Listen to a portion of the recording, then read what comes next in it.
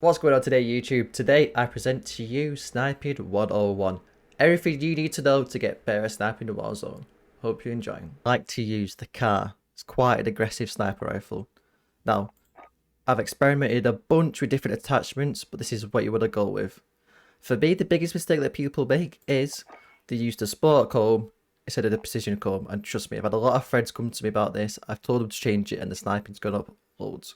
Now, the aiming stability that you get from the precision comb is far superior than the benefits of the little bit of aim down sight speed that you get from this. The sway is just way too much. It's harder for you to hit your shots, trust me. Precision comb is what you want. Everything else is pretty much a staple. Mono suppressor, best barrel, tac laser, snipe scope. Now, the other thing to mention is the reticle.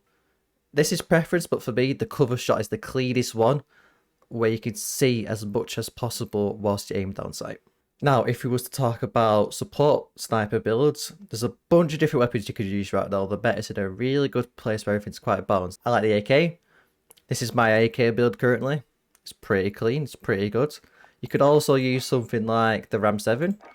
Again, for a sniper support and you like the iron sights, stick a tac laser on instead of the optic. This one works for me. I wouldn't even hate something like using the Mac 10 with the sniper rifle either. This is Tommy's build. I think it's really good, especially if you want that mobility. So the perks on these classes, ELD, I think it's by far the best one. Overkill, obviously, for the first one. You can go coast. If you want to be a little bit more aggressive, you can go restock if you like to run stuns. Amped. Don't talk to me if you're using shrapnel. Click off the video right now.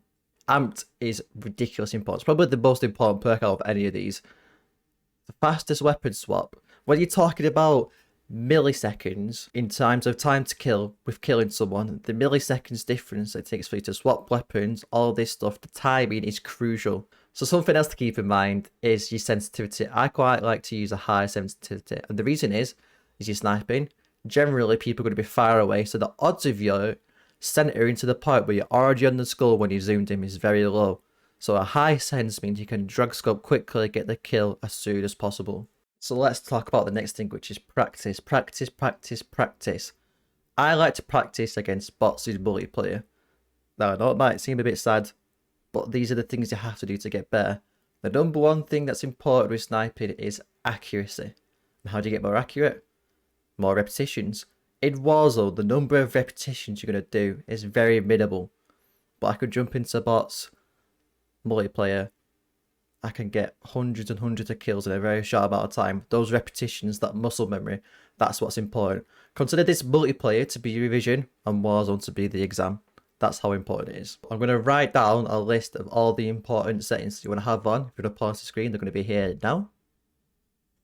Just something to note whilst you're practicing is Warzone only counts a car headshot as being here to here. This bit don't count. Don't ask me why. This is an upper chest shot. This is a headshot. So, when you're practicing against the bots, you want to make sure you're hitting this part because this is a headshot and this is a down. This is plates off. Keep that in mind.